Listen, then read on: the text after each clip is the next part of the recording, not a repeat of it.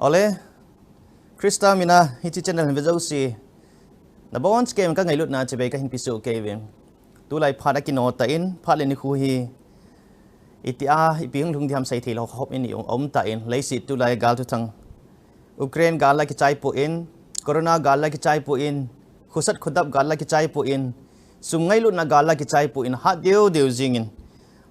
huipi gopi zu dan ai lo hui non dan link ki hodan ai lo le ikam sung wa jong landslide na sata umin kidang dang van noi thu su gem nei la ki sei hola hung su hola I ho gam sunga thil su jong su sei thin umin jing ni khoi pi su di ham in sa in hang tikina di ham ai la in sa in hang ti bui di ham in sung thu iti bui di ham ki sei thei lo ni hi chi phat la ya pathin thu cham chakha jong le e ga sim khau wa ai lo le tu ni hi chi channel hin ve zo sin jong in za kha thei jin pathina kuna phat kilem imo heti ta san jalin mas pen ten pathin thangwen hen lang tun ke man ipathinu koma lagau thing ki thopina jom chakhat hin thomin gate ha chunung pen ka pathino nangai lu na ki dangin hi hepa tu ni hi channel hin vejo si phat thei bu in ke hon ka su tu wa ka mo vet jiung ka mi to ka su tu hilawan nang ma lagau thing ma puina zala hi channel hin ve khana tu thing chom khat chakhat jong ngai la khom thei sei khom thei ka hi ve ti ka ta san zo jiwin nang man phat thei nei bu un na lagau hal na ki pa na nei pite dewin ka pha do na khun al han pa kai je sumin thing te na kom ka thu min hi amen so piti ho gam sung bui ta in mun tin a bui ta in hui jong thing ta pun tui jong thing ta pun ne la chang thing ta pun hoi la ha I chen diu ham van gam nom chu ngai che che in hi na so piti hon van gam nom hilun na ta lo ka na ta lo imu pha lo lei ku noi ki san jong thing ta lo hin tu lai tui jong thing ta lo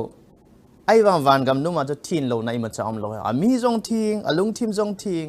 gam le lei jong thing su ke ding ngai ma jing tan hi chi kanan gam tha lu thei ding ai ki gut na ding wa tu ni a Jesus Christa thu sei ho hi I hon ki gut nai nei jing dio ngai tan tu ni natalen ipia na man hinam katalen ipia ka man hinam ti hi tu ni thu pin chom sakhat iman I sei khom ni kanomin Matthew bung som ni le nga chang som le thuma Jesus Christian talen a hop na akun thu le ma sei na akun talen a homin pakai lengam hi tabang hi tin ninunung lengam hung Lhungdim dan to te ka in mi thum talen amat sa in mi khachu talen nga pi in mi khachu talen thuma pi in mi khachu talen khada pi in hol gam lapita achi ta ne achi chong kile in atin ti chun talen avei pung ho avei kan ho chu ki pa man api in apa chale jing in ai wang avei kan lo mi khachu omi ti hesu kevin na hi chi pa chu gau sap na changi mi thasi su phalo atin line na thunung lo atin line so piti hom hi chi thu sim chu elo hiti tu lem chu ga sei comment tin tu ni khoi Jesus Christa hung kun di sanai I ho dinga hi chi italeno chi iman tu nam Christa lung thlei na I u nam Matthew bung som ni lenga chang som na thuma pat som thum chan chu vel sim data hi tivin in muna sim the ni ki sim hi tivin Jesus Christa in olive mul chunga towin sei ri ho ai lo le mitam pin athu sei ngai win cha chen Christa hung na ding ni ko nai ta dan Christa lengam chu ipi to te ka thek de ham ti tam pi tu lem sein ai mi tiền thu liêm cho hết thấy hi win xây du tiền rồi hết thấy lâu chang ngom in piti na ham ti le thu liêm cái ti chu Christa lungput ne hu hing na ki hol lung thing mi pathin ging te dinga chu thu gu mu na hin pathin lenga mu na hin pathin he phalo a chon phat na ki sunga a chon din a kilit sa ho chu amo dinga chu hi chi thu liêm chu amo ho chon sit na ki phun na chu le amon lampi mu thailo hil ding wa chu amo de thuliam ma ki sei thuliam ki ti miching ho dinga hi alang khana chu Matthew Daniel bung som ni am miching ho ti chu ko hem te pathin gi ho chu cha chu tu ni khwa hi chi thuliam chu I ho dinga I piti na ham ti Jesus Christa ama ta de hil chin kin hi chi chu sim chu ga ve hi ti bin ka hung ko na hi tai tin a cross a thi ko na hi ta na mai cross a van akal athi akal kun chana chu hi chi thu su sein van lengam chu nai ta dan chu sei hi chi chu ki hon chun tu ni hin xây dựng tế có mà xây nó ho cái kinh ở mình chúng lăng về dinh ở Việt phát trong khát cho all man phát hay tập bui à tiền chỉ dễ chun thu lệ mà chun apu bao chu mi bao chu gam lap bita chu hui lang ham tile gam la chu amun jong ki hello Christa china chu honi hello sao bita hi gam lap bita sao bita hi ja phát na sa ta alu de vai ge sa mai theo hi chi ki ka chu talan veipung dinga asu te chu ko ham te polang mi hilon a in sunga athala ho ami te azit afya din sa aman cha ho aman jingkal hila akimu pi ho aki ho pi jing ho chu talen na veipung diu ti asol hi tan so pitiam chi talen veipung di ho chu ko ham asu te bible hi asu te hi ko ham phat khana chu su ai sim wa phat khana chu u cha ao phat khana chu go lu khom ja chai sim kit hi chi te chu ati na hin hi tu ni khwai jesu christa a ama hi ta wala chu aman korin thot khat bung gu ma ko pi sem no man ki pia ki chu san hi vetin pitara khui wat kin ale san a dangka jong mon mang the hi chi sana dangka sanga man lu zo an ki cho hi vetin so piti hom krista ama ta van thanai na van lopi na van mel hoina zo si chu hung ki gom khom athil new chakan hung su athil new chakan tilen mi him mel khat hung su a jesu krista ama ta van lopi na zo si hi chi cross chunga hi a hung sun lai ma lo hung su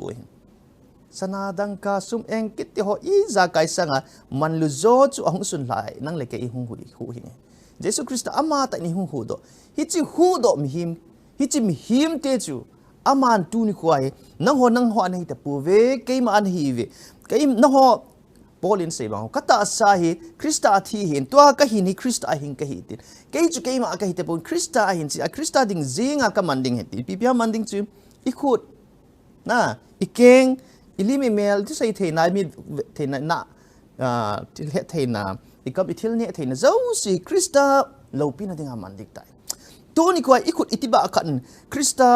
do na zing na to a ilung thima krista ti ai khut a ke pa na thu se ya la sa khut i be be itiba hon la pathin tu mong sai talo itiba hon gu chat na sum hol na nup sa na ne nup na zon than hoi mi to kina na nge na itiba hi man wa hi la chun hoi lai chu krista amin tem hi chi ho chu krista ata sa alaga pi do nai loin chi ji a chu kristan a hu hing mi te krista su a krista in sunga khom pi te chu ko hi ama mita ama hing ho ti nai tu nin so pi te hom nang le ke krista a hi win kristan tu nin ta le nei mat sa ta win ai tu nin aso thala in sunga chen khom pi lo midang ho cha sim tha ta pu ni midang ko le vai ai lo le ho dang ho chum ho ai lo le va noya ho tin tek dim set om in babylon egypt ai lo le persia te hodan india te hodan ai lo le myanmar te hodan chinese te hodan chum chum min hichilai la chu pathin ei ko now chu ain sunga mi khom pin mi te to bo ti tu ni kho pathin thu thing za krista hin na ki sana pathin cross ai ngai lut now o pathin chu apam tange je ei ngai lu mo nge tia krista ta sana ki san ho cha cha chu ti nai midang si wang cha sim tha lo pho tan hi so pi ti ho chi ja chu tu ni kho hi chi so ki ta ho chu hi chi krista hung sunga hoin so ki ta lo jong chu hi se krista hung sunga ma ho ku na hi bo wi hi polang mi pui ja chu in sunga asunga ho la chu nang le ke i zawa ki ta lo la i zaw kha diam ti za tai tu ni hin italeno chu pathin ai pi dung zo iti man liu ham so pi ti ho man agi cho man nei lo ti ta te man tam be asim ji lo tu ni khwa e ho ki cho now hi christine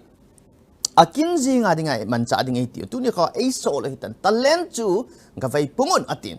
ji chu mizo sin chan in ei su ke win bible like is mizo si ato man dung ju ya jesu christianong sin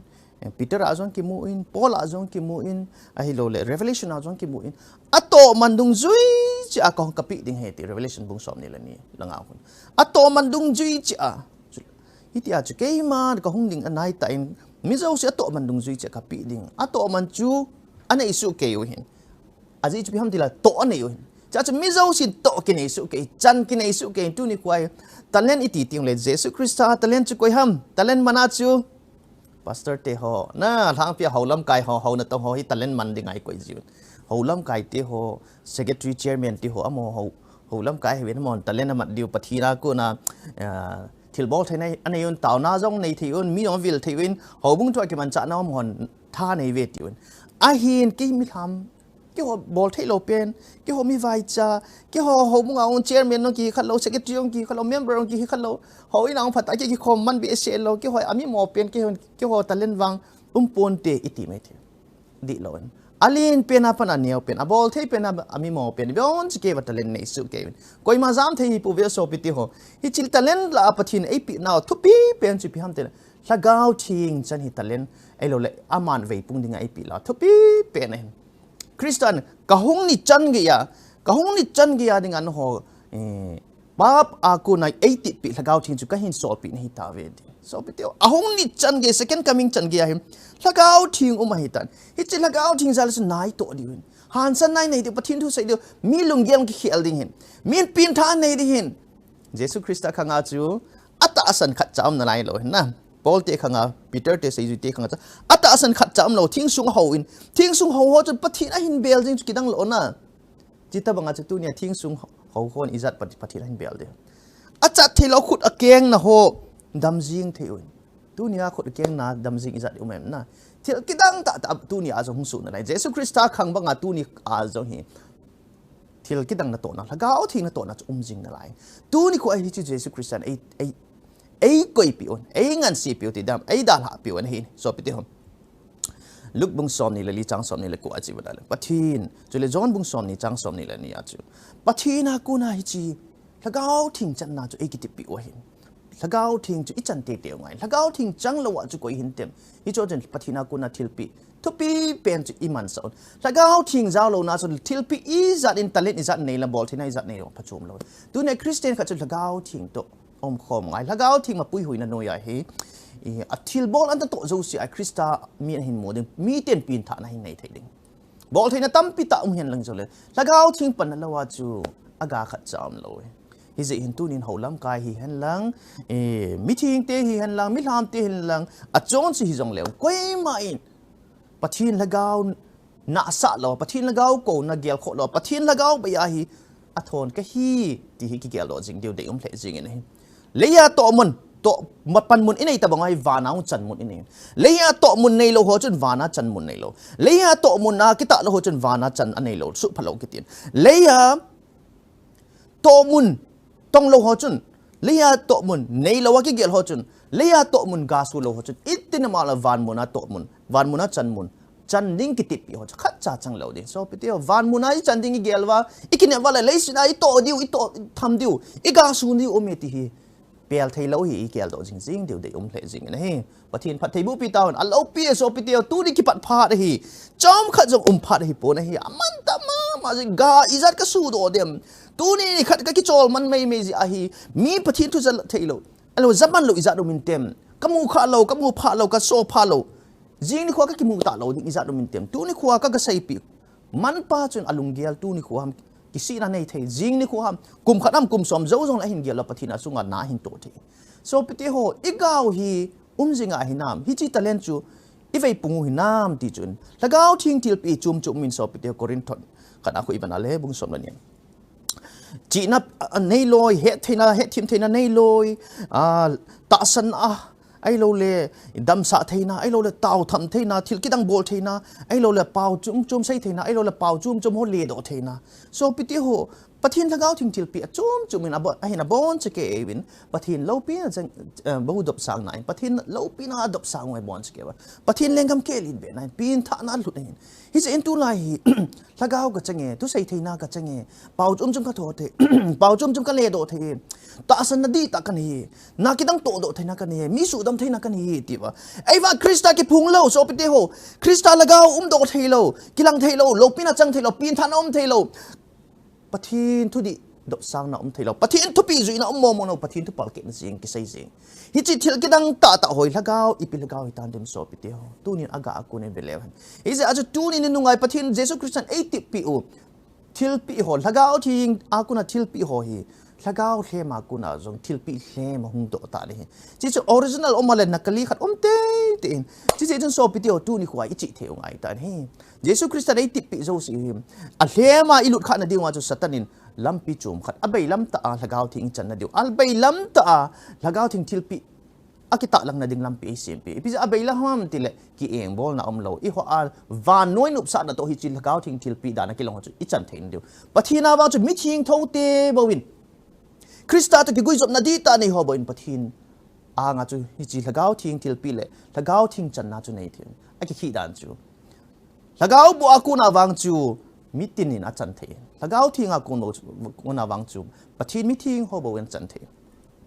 chi chun so pi ti ho tu ni hin ấy họ bắt thiên thiệt bị tâm bị này họ hi bắt thiên cô này mỗi chân gì ngoài hi bún xây duy tiên atao vin Jesus Christ achi do avan kal abo chu hung lung ahin atao khom basang achang kit povin ni som atao vin ki khum vin bắt thiên lagao thing chang num ho zo si katalen ni pi ham bắt thiên lagao wanga katalen ho veipung am na ding ti zo si chun ki pat do jing lo ding ki pat do jing lo katina chu mo chop do jing thei pu ne it to vai bo ko Christa ko mai thum di bắt thiên lagao thi hin solin lagao thing zalovin iti tiu chu it thum di ta di tu ni len lagao thing chan ting le bol thina tam pi ho chu hung ki veipung di bol thina nei lo be pau chu ta san wanga bắt thiên man cha ding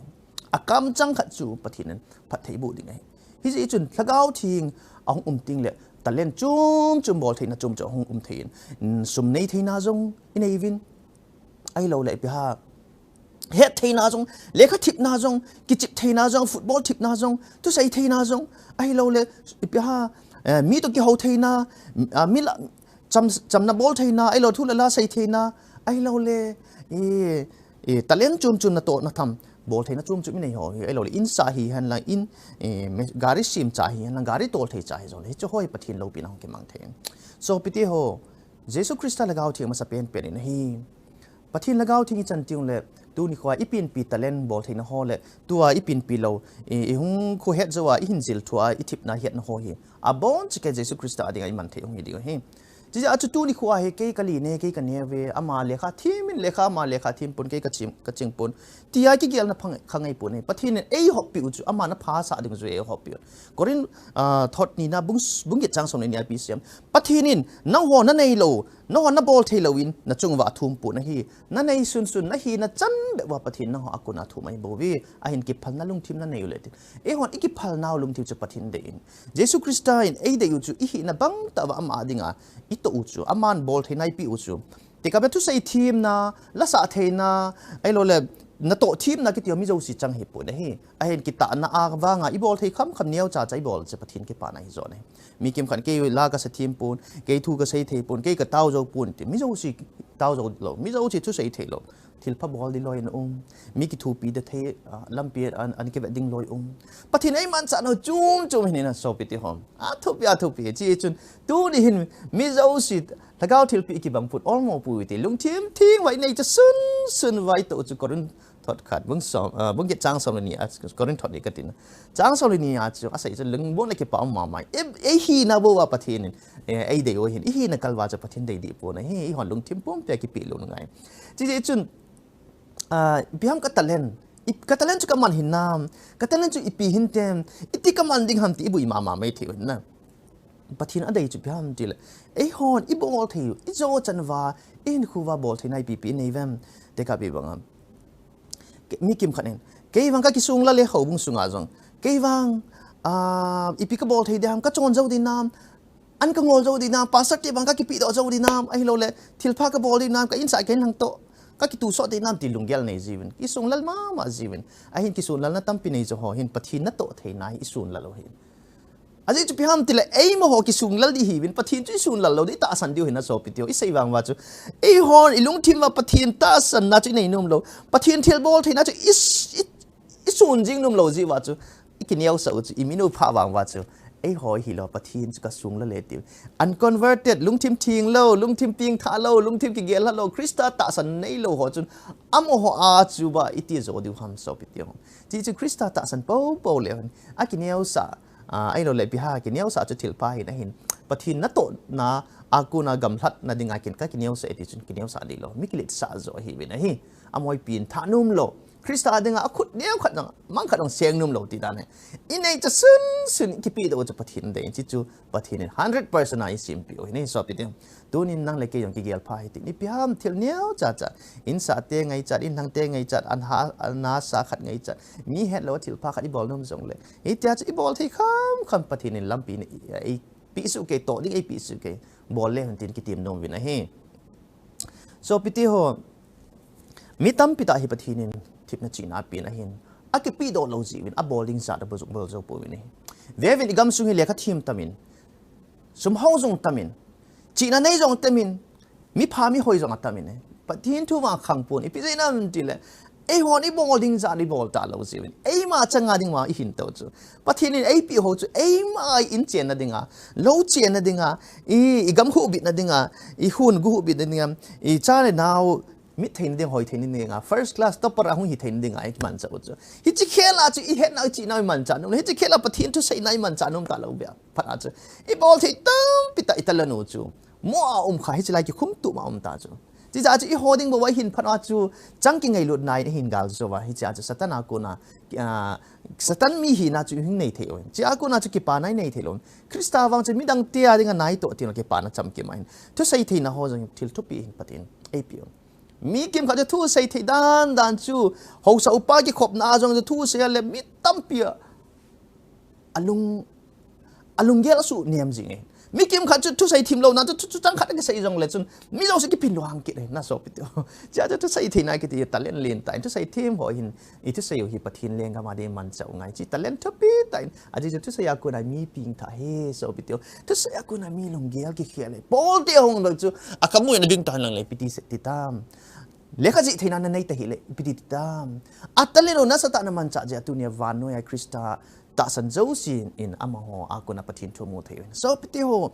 Paul in say chu no ho na kam cheng efisi bung li chang kwa chun pathin mi thing te pastor evangelist ki hilo ho bulam kai ki hilo pathin cha ka hi Krista lenga ma lu ding ka hi to Krista lenga ma na tong ka hi ti zo si chun akam cheng wa ku na thu phalo thu thing lo thu gi lo kinil ki bo ki na ki sat ai lo le mot John medium na man lo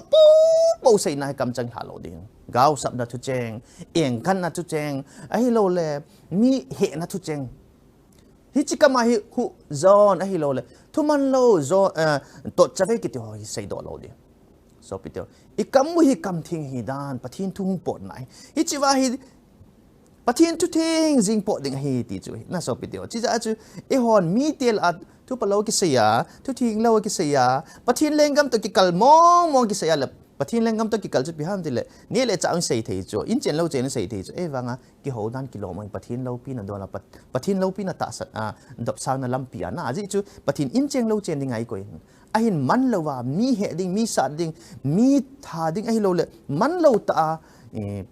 in chen lo chen sim na ding pathin chu to ki tu lo in chen lo chen sim na ding hi te pathin tai tom lai hi chu ha ko na chu exam do di he te so petio hi chu ha ko na chu ikizam mo sa de ko ma to di ong ti na hi poi na exam do le phapen hi so pite ho chi chu ti na hi so pite ho to di hin ikamu zo iman chau ngai hin I pha do zo iman chau ngai pathin ne phat ai pi hi man tam pen hin van gama Jesus Krista ko ma ium ti ngu le tu tan ni khwa chu I phat u hi tin til la pathin ne phat hi iti man vam ti I ha sei pen ni wa hi aji chu biham ti le tu ni hin phat ai pi hi I phat sung wa hi I ma zo si bol na thei I nei win bol zo thei nai nei win tu ni khwai phat chom nei te hin na ha to man lo tu si chu leisit mi te chon si ji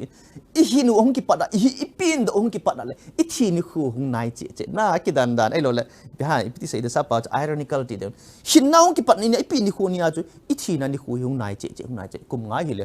kum som hi le som thum som li hi le I thi ni khu nai che hin ki ti wa chu thi to ki ma cha jing ta tu ni khwai Jesus Krista hi chi phat hin pin le thi ki ka cha phat chom cha ka inei ka sung wa hi ama ding ki lu sita pan ila di wa de ma in he chi chun tu ni khwai in chen lo chen hi lo le hi chi phat chom cha chu leisit khan to na ding leisit lo pin ding building ho sa ding khupi sim ding gamsung sim phat ding ti hot na sata society sim phat ding ai lo le thil chum chuma gamsung zep hoi ding ti ho na ai lo le in chen thei ding lo chen development tam people lu na ding pathin phat iman di ha pa mai sa ni so patio hi nge chu mi him hi na dol leisit mi te hi na dol gamsung che hi na dol ai bol di win ai hi chi ho chu chỉ ho sang ta lang zo đi là thu pi zo hi chi ho chu pathin lo pi nai man diu hin pathin thu thing phun do na ding ai man diu hin tu ni ko hin khu chom ja hi inie pe do isil pe I don pe do I mut pe do iza kai bol lo thei lo hi ben ai hi zo si chi ho zo si pathin ni ko hung nai tai ti phun nai man diu hin hi so pe diu hi chi chu pathin I phat man lu tai man o chu ti chu ai ade hin chi ja chu phat chom cha khat do amang hoi te ka pe tu ni tarik khat hi le jing tarik ni ta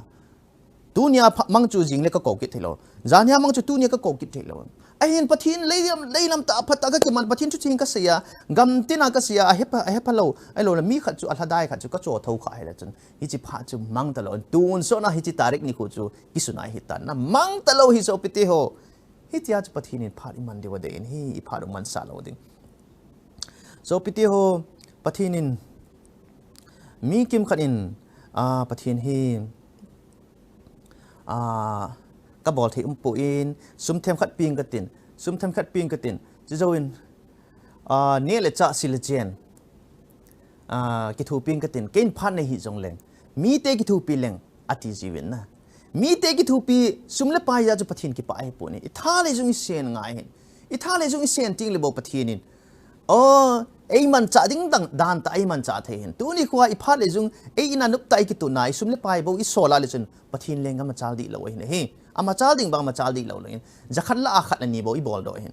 สมกูวัลจูมังถ่ายหิตานหิสอบไปตัวจีจนตัวนี้กูเห็นอีโตดิ่งบางอีโตง่าย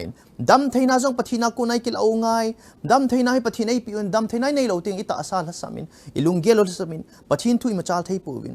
ฮิจนตัวนี้กูไอ้อีดำเทติงพัดหัวหิตายมันติวนั่นเด็กกับพัดมังทิมปาจุนนี่ขัดไอ้ปุงกะขัดสุงาจงฮีมีเตพัดมังทิมโดนปุงกะงาสุงาโตโดก็ปุงกะขัดสุงากิตงโดเทนะปะทินิตาจุมันลุตามันดิ่งเดวินดำเทนังก็เสียบางจุดดำเทน่าห้องฮีอินเนเลจะเอาพัดเราจะปะทินดำเทนัยปีสุสิโลหินจูอีดอนว่าตลาดใครนี่ไอ้เราราจาเนี่ยว่าการนี่เนี่ยว่าไม่เราเลยnumber 4เนี่ยว่า drugs เนี่ยว่าอิตาสาวสุขะตาจุสัตทิ้งเราอินเนี่ยว่าไอ้เราเลยอิตาสะดำเรานี่กว่าจุ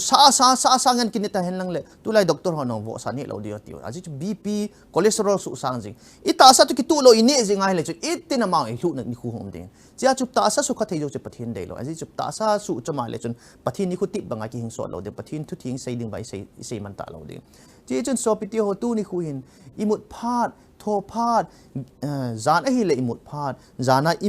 นาโตจิงโตขวาสูนี่เละอิมุจิงปะทินเที่ยวซิมตะกิตุตลอดเห็นปะทินนิสาจงซิมทาจงซิมหุยจงซิมตุยจงซิมอามาไม่จ้าเสียเที่ยวซิมเราสิจวนด่าเราเห็นฮิจิดานตะกิตุดิ่งอาจจะมีหิมเตอิซิมเห็นฮิจิดานตะกิตุเราว่าหินคุมังเนี่ยมีหิมเตอิซิมเราเห็นสูนา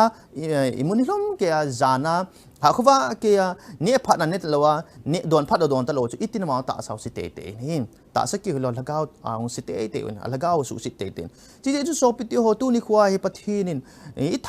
ตาสาวดำเทียหานะอิทาริจุงว่าปะทินาเดียนนาตัวดิเดอิดำเทียดีวันเดนนัทนายน่าเจ้าสินปะทินง่ายเลยลุงทิมนั่นละก้าวปะทินนัทนายน่าเจ้าสิองตินะจะท่าจงอินเองง่ายท่าฮัตตาปะทินนายตัวดิวะหิน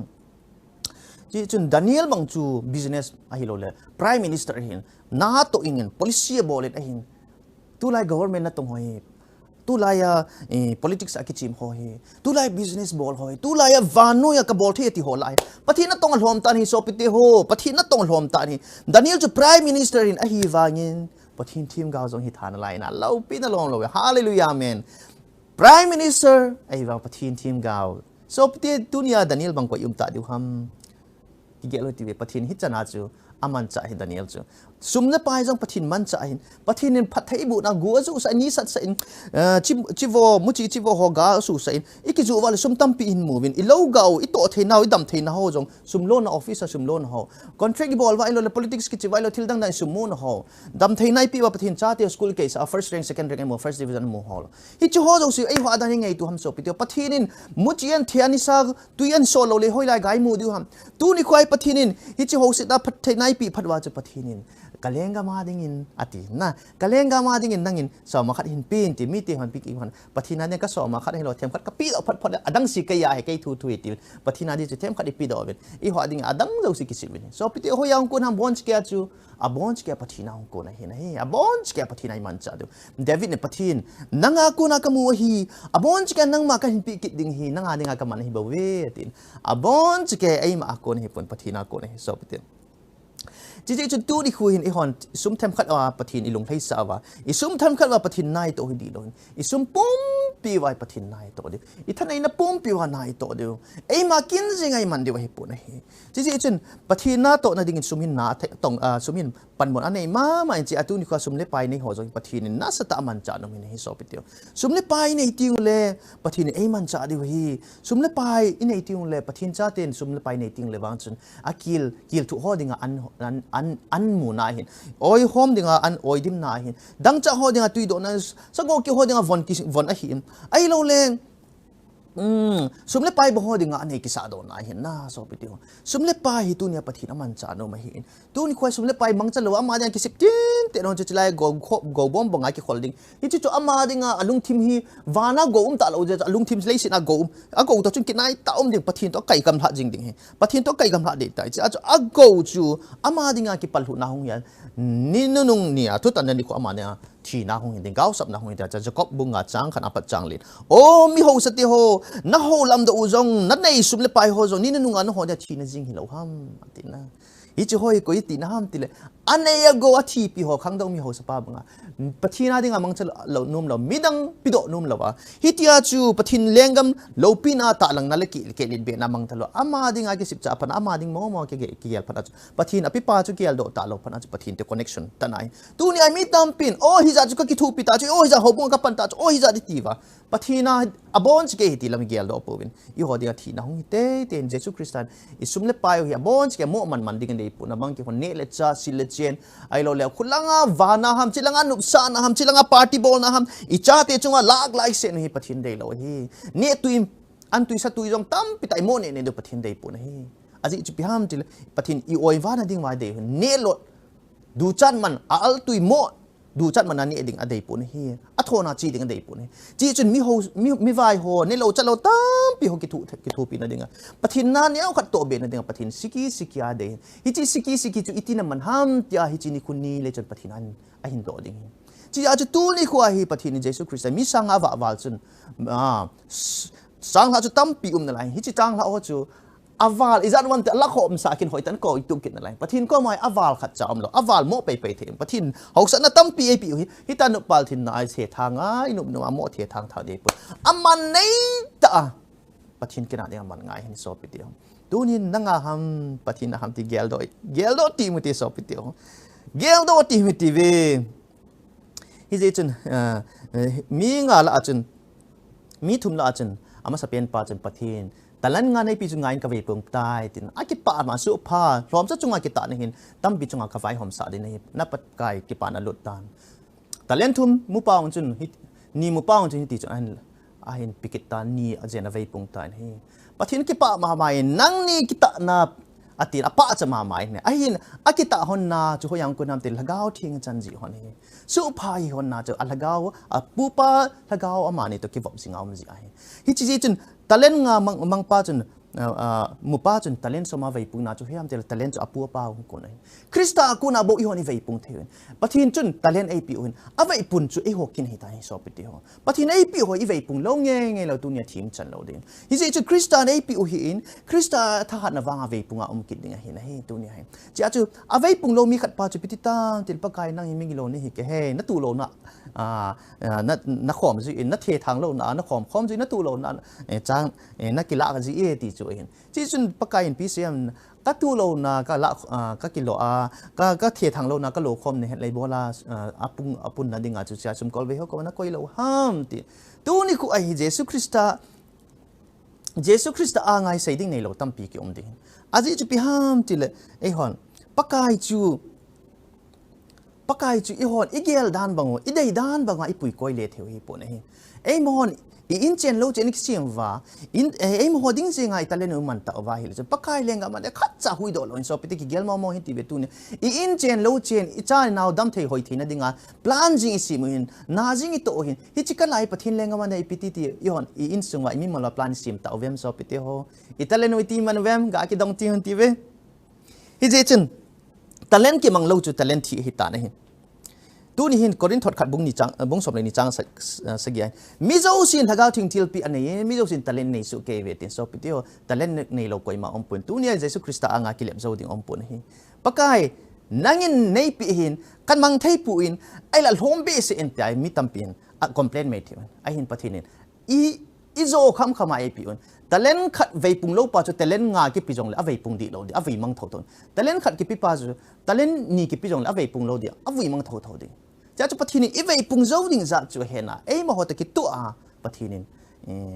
talen ai mat so hin cha chu talen nga a chu nga veipung pa le nia ku na ni veipung son pa chu a chan hon ki banga ani hona pakai ki pa na lo hai tu ni hin so pi te ho italen hi i ma cha ya gel lo me thai iwan pathin ai man cha no me hin tu ni khuwa hin pathina dinga i pi ka bol thi imem hi chi i hin khu chu hong ki chei ting le pathinin i hoi tu ni kha to thim dinga i de ui pu in chat loi loi ki mang cha loi loi dinga i de ui hin hi chi chu i pi ham in khung ki chei ni ting le chun pathin a ngai den diu chu ting le chun e hon ka bol thei tam pi nu ma ka bol lo hin ke man kalung ta ka bol num lo ja ka bol lo hin bol ding ka kisa lo ja ka bol lo hin ti ki gel lo di tu ni hin krista masanga ding di hiwin krista masanga din ting le i thin chan na di chu tu ni italen ho chu hin so pi ti hon chom cha khan ai se un pathin e bon chicken pathai bu han lang italen ui ipti veipung di pham